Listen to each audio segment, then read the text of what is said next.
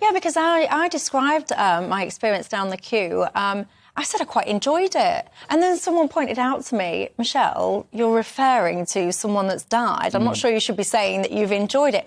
And I said, I get your point, and maybe my terminology was wrong, but I stand by my sentiment because my experience of queuing alongside people, talking to people, it was jovial, it was pleasant, it was upbeat, it was nice, it was friendly, it was an enjoyable experience, albeit due to unpleasant circumstances. Yeah, and going back to what you said earlier about the length now and you having your regret about how actually long the queue has got, but everything I see at the moment and hear feedback from different people is that no matter how long the queue, they always come out of it at the other end with no regrets whatsoever that they spent their whole evening or their whole night standing in that queue. They find it very poignant, and they're glad that they're there for this historic moment to get the memory, because it's a once-in-a-lifetime thing, really. Yeah, and unless, of course, you're someone like an MP or someone like that who doesn't have to queue.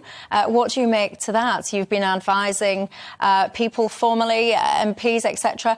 Would you have advised someone to take advantage of their queue-jumping ability, or would you advise them to get in the queue a la Beckham? Or I like to think, and maybe I've given myself too much compliments here, I like to think that, you look at David Beckham today, and Susanna Reid, by the way, was another one, I believe, who actually did do the queue. I see Holly Willoughby and Philip Schofield have come under a bit of flack for jumping the queue. But in terms of how I would advise the Member of Parliament, yeah, I think absolutely getting There's getting David Beckham on the screen. Sorry to interrupt. I'm just pointing out David Beckham on the screen, mainly because I want to look at him myself. Not going to lie. Yeah. Is lust entirely appropriate in the middle of this? But can I put the other argument?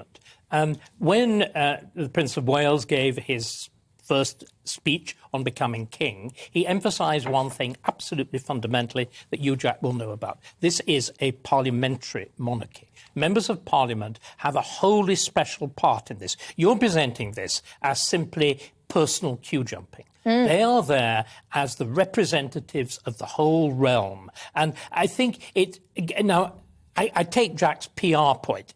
The PR point is absolutely right. You should have seen them there, cabinet ministers and the lot, because do you know what? They would have got the same kind of flattering coverage that Beckham did. Weren't they fools not to get it? But if you think of the way the state works, the place of Parliament, it's appropriate. Yeah, but then